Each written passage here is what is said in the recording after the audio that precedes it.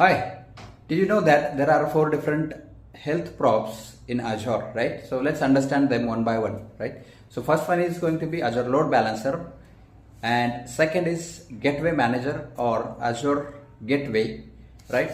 The third one is going to be a Traffic Manager, and fourth is Front Door, right? So these are the four different health probes which we can leverage for different requirements for managing the traffic as well as readiness and liveness of the systems and applications together, right?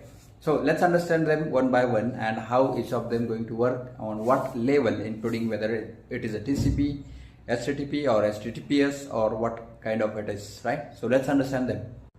The first one is load balancer, which is going to work on TCP and HTTP probes, right? Which is going to make sure the traffic which is coming in with the HTTP method or TCP method is going to validate and verify and transfer or traverse that traffic to the healthy nodes or healthy instances, so that the connection is going to be built between those and is going to provide the liveness.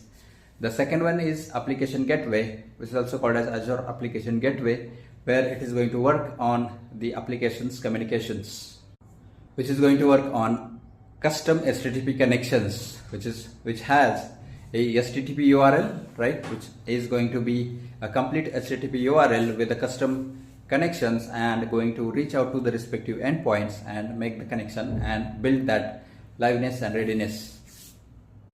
Third one is front door, which is going to check on the communication side of the global routing or global DNS connection, which is going to make sure it's going to connect and monitor the global activities and connections across the connectivity or across the platform, whatever we have built in, right?